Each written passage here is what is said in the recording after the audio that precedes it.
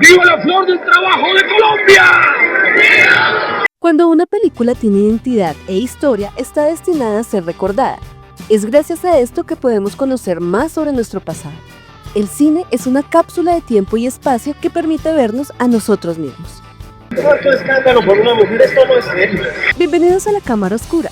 Hoy hablaremos sobre una película llena de revolución, feminismo, evolución y lucha por los derechos sociales. Conoceremos la historia de la mujer que emprendió una lucha por la igualdad sin precedentes. Hablamos de María Cano, pero antes les recordamos la invitación a visitar nuestro Patreon. Con su apoyo podremos seguir creando más contenido. Sin más preámbulos, comencemos.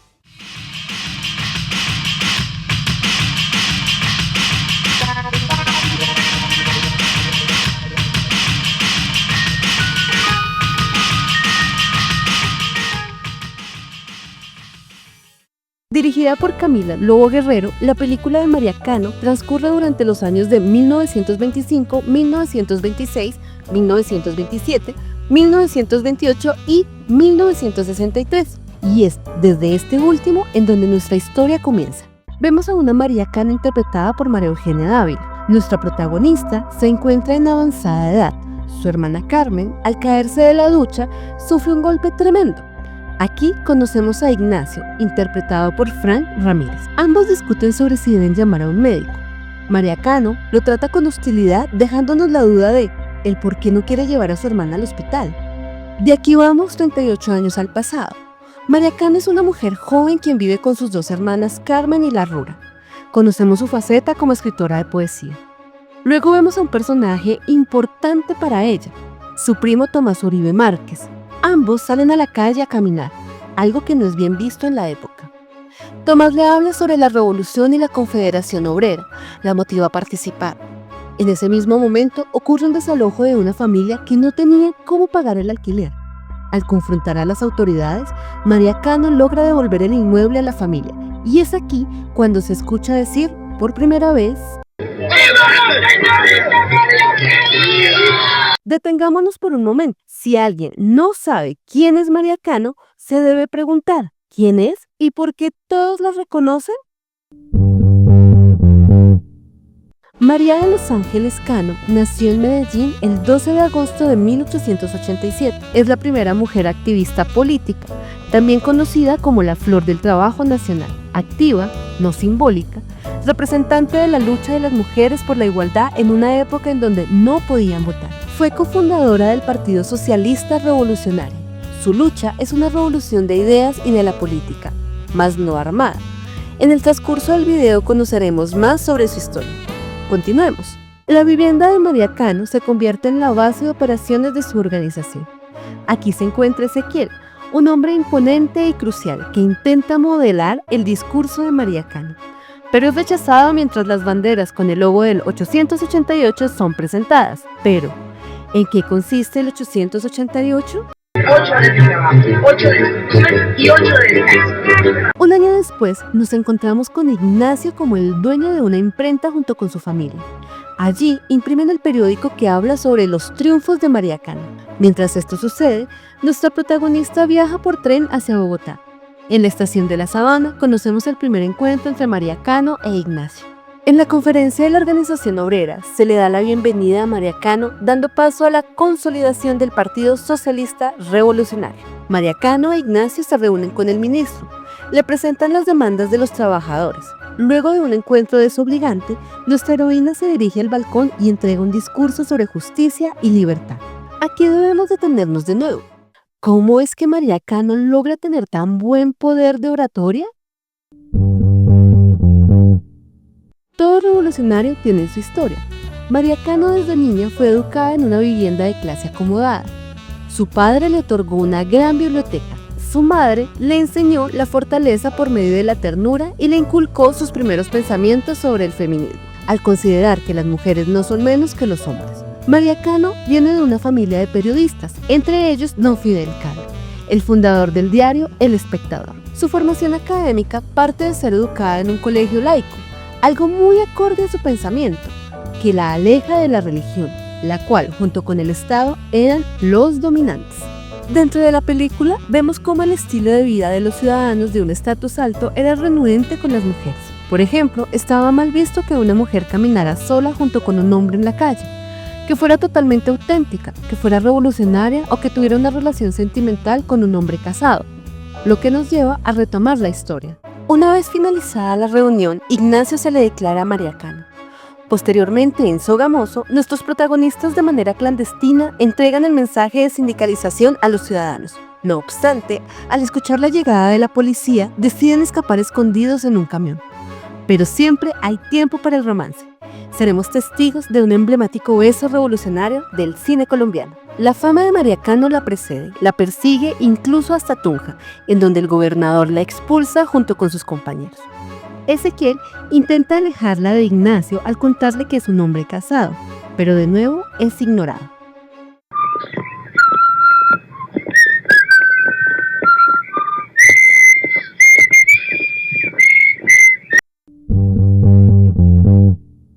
En el exilio, ya en su vivienda en Medellín, María Cano se debe enfrentar a los chismes creados en su nombre. No tome agua, porque esa agua está envenenada. La envenenó María Cano. Sumado a todo esto, María Cano no podía hacer declaraciones públicas porque al infringir la ley tendría que pagar una multa de 500 pesos. Justo cuando pensaba que no encontraría solución, es citada a la ciudad de Cali para encontrarse con Ignacio. Al llegar, es recibida como toda una heroína. Debe quedarse en la casa de Ignacio y su familia. Así es como María Cano logra confirmar lo dicho por Ezequiel. La gira de María Cano continúa, pero al llegar a La Dorada, un nuevo enfrentamiento con la fuerza pública la lleva a ser arrestada junto con todos sus compañeros. Una vez en la prisión, habla sobre los derechos de los trabajadores de las bananeras y la inconformidad sobre las condiciones laborales creadas por los estadounidenses. La premisa es ir a huelga. Aquí es donde debemos hacer una nueva pausa y preguntarnos: ¿por qué están presos María Cano y sus compañeros? ¿De qué va el tema de discusión por algo que se llama la danza de los millones? Averigüemos.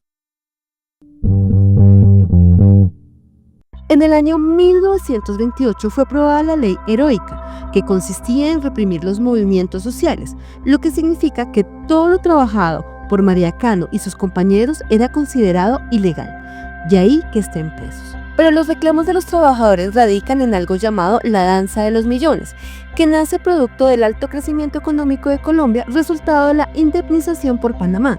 En medio de esto, una gran masa de trabajadores tuvo que enfrentarse a las condiciones heredadas de la época colonial, con jornadas de 16 horas, bajos salarios y ausencia de prestaciones sociales, algo así como la prestación de servicios. Ya falta poco para que conozcamos el capítulo que habla sobre el tema. Bueno, seguimos. Al llegar a la zona de las bananeras, el hijo de Ignacio es adoptado por María Cano. Al tratarse de una zona peligrosa a causa de los grupos armados y la policía, nuestros revolucionarios deben permanecer escondidos hasta pasado un año. En pleno corazón de la zona bananera, María Cano logra reunirse con los trabajadores que han sido explotados laboralmente por los estadounidenses. That's your latest, María Cano? Yes. Es así como en medio de un enfrentamiento armado, María Cano e Ignacio deben escapar de nuevo, separándose en Puerto Berrío por motivos de seguridad. De vuelta a Medellín, el movimiento de María Cano continúa trabajando con fuerza, pero las dudas llegan tras lo ocurrido en la zona bananera. Allí la huelga se mantiene, algo que no es positivo cuando los trabajadores que reclaman fueron perfilados como terroristas. De la mano de la fuerza pública son asesinados, lo que conocemos ahora como la masacre de las bananeras. Para entender esta problemática debemos ir a la investigación. La masacre de las bananeras se produjo los días 5 y 6 de diciembre del año 1928, donde los trabajadores de la empresa estadounidense United Fruit Company fueron reprimidos a manos del ejército, bajo el mando de Carlos Cortés Vargas, todo con la finalidad de proteger los intereses de la empresa extranjera. Hablamos de cerca de 3.000 muertos, todo a causa de exigir mejores condiciones laborales. Esto sin duda es un golpe fuerte para María Cano, quien había vivido la violencia desde los 13 años con la Guerra de los 1000 días, a los 27 con la Primera Guerra Mundial. Ahora se suma la masacre de las bananeras a su historial, sin contar que posteriormente presenció la Segunda Guerra Mundial. En medio de tanta violencia, ella es bandera de paz al manifestar que el solo uso de la violencia es, de por sí, un auténtico fracaso. A raíz de todo lo sucedido, María Cano es llevada a lo que parece ser un convento, en donde es tratada como una mujer demente buscando quebrar su voluntad. Ignacio es exiliado a Rusia. Maecha logra escapar dejando solamente a Ezequiel, el personaje más subestimado por su actitud negativa, quien hace un trato con el ministro del Partido Liberal. Así esto significara ir en contra de toda la lucha social realizada. Pasados los años, María Cano se encuentra de nuevo en su vivienda. Su estado ya empieza a manifestar síntomas de cansancio. Sus hermanos la cuidan. La desesperación aumenta al no tener noticias de Ignacio. Mientras esto ocurría, Ezequiel se encontraba en una posición de poder al estar ligado totalmente al Partido Liberal, traicionando todo lo logrado por el movimiento obrero y sus integrantes. El oportunismo le nubla el pensamiento. El miedo, a causa de las capturas y asesinatos, lo impulsa a cambiar de bando. En un movimiento desesperado, María Cano intenta hacerlo entrar en razón, pero es ahora ella quien es ignorada. El parecido de Ezequiel con los capataces que trabajaban para la empresa extranjera es evidente. Sin aliados, María Cano está conflictuada por la situación que domina la maquinaria política. Finalmente le llega una carta de Ignacio desde Rusia. Se acerca el arco final de nuestra historia. En este nuevo comienzo, María Cano trabaja en una imprenta, pero sin dejar de lado sus ideales. Aquí sigue llevando sus mensajes de igualdad, creando sindicatos. Es así como de la nada aparece Ignacio. Al seguir escapando, se refugia en la vivienda de María Cano con sus hermanas y se reencuentra con su hijo, a quien no veía desde hace muchos años. Volviendo al año 1963, encontramos a María Cano asustada por Ignacio. Ve a su hermana Carmen fallecer y le manifiesta todo su odio a Ignacio. Algo cambió, es muy evidente. Ahora la traición vive en su morada. El exilio le generó una falsa fama de demencia. La soledad y el hecho de entregar las banderas de la revolución a las nuevas generaciones jubilan a nuestra heroína, la primera flor de todos los trabajadores y de la revolución femenina, la única, María Cano.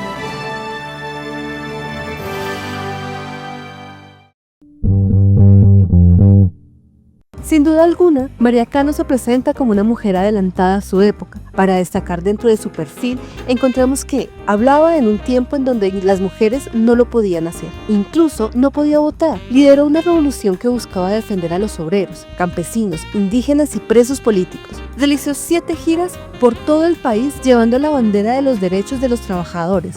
Se enfrentó a las compañías norteamericanas que explotaban el banano y el petróleo de Colombia. Entregó los cimientos de las luchas femeninas. La dirección de fotografía a cargo de Carlos Sánchez está destinada a presentar cuadros pintados con imágenes en movimiento, siendo los planos de las escenas del tren los más destacados. A pesar de no tener saltos de iluminación entre épocas, la propuesta del director busca, por medio del plano secuencia, adentrarnos en las dinámicas políticas de la historia, permitiendo así cortes en edición necesarios. Los personajes entran y salen en medio de una coreografía intencional, dándonos planos fijos para los momentos de interioridad de María Cano. Miramos la escena de la llegada del tren a la estación de La Sabana. En la escena anterior, el tren se encuentra en movimiento, luego da paso a una locación oscura, demostrando el paso del tiempo. La trayectoria nos permite ver en un plano general con travel a la comitiva que espera a nuestra protagonista. Con una iluminación puntual encontramos tanto la ubicación como a la banda. En un primer corte se encuentra Ignacio dando las indicaciones. El segundo corte está dedicado a las indicaciones mucho más puntuales cuando se busca a la señorita Flor del Trabajo. El corte rápido de búsqueda y, luego al volver con Ignacio, nos entrega su afán de perfección del evento. Rápidamente, en un plano picado en un travel acelerado, se acerca la señorita Flor del Trabajo. En un movimiento contrario a la trayectoria del plano anterior, Ignacio llega a su encuentro, la lleva del brazo, dominando la escena. Al quedar ambos en plano americano, dejando en general a toda la comitiva, vemos la angustia del protagonista. Se encuentra solo frente a la gran responsabilidad que tiene. Cuando el tren llega, la cámara se encuentra al nivel de los espectadores sentados. Por medio del movimiento se levanta. Cuando todos corren pasando los rieles, demuestran el nivel de anticipación de la llegada de María Cano. La estaban esperando hace mucho tiempo. El plano a nivel del tren es espectacular, con el humo cobijando a los manifestantes que se alegran por la llegada de su heroína. En un plano fijo, el tren se detiene. Llega María Cano. En un corte a plano medio, podemos sentir la emoción directa de la protagonista. Luego, en contraplano, tenemos a Ignacio en primer lugar y, de fondo, con un ligero desenfoque a la comitiva. Ya tenemos la importancia del anfitrión. El cine son miradas. Aquí María Cano, la señorita Flor del Trabajo e Ignacio se comunican sin hablar. El regalo es pequeño frente al plan. Es un detalle no menor que engrandece a la heroína. Y es aquí cuando se vuelve a la dinámica del plano secuencia de toda la película. La dirección artística, creada por Karen Lamazón, es naturalista. Nos permite ubicarnos en la historia. El paso del tiempo de los personajes por medio del maquillaje nos permite conocer su desgaste y energía. Algo sumamente destacable es la presentación de los elementos de transporte de la época.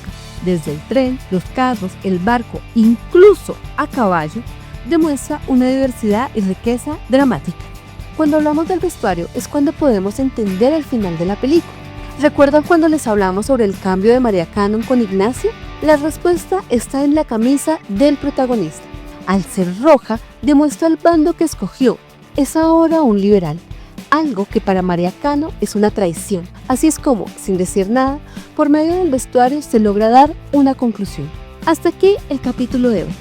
No olviden seguirnos en nuestras redes, suscribirse, activar la campana y darse una pasada por nuestro Patreon para acceder a más contenido. Gracias a esto seguiremos entregando más reflexiones y análisis sobre el audiovisual colombiano. En nuestra próxima entrega hablaremos sobre la responsabilidad del audiovisual. ¿Qué es la libertad de expresión? No se lo pierdan. Está bien, don Gustavo, lo que no entiendo es todo esto para qué.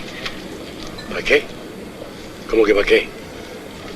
Pues ¿para qué le sirve a usted la dignidad? ¿Ah? ¿Que esa palabra no existe o qué? ¿O no la usan ya en televisión?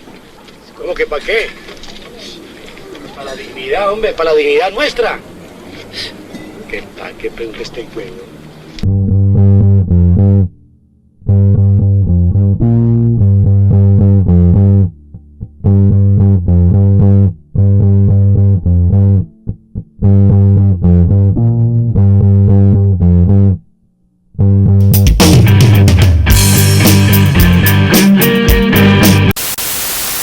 Hola, muy buena su presentación. Muchas gracias. Fuera de foco, qué carajo, pero muy buena.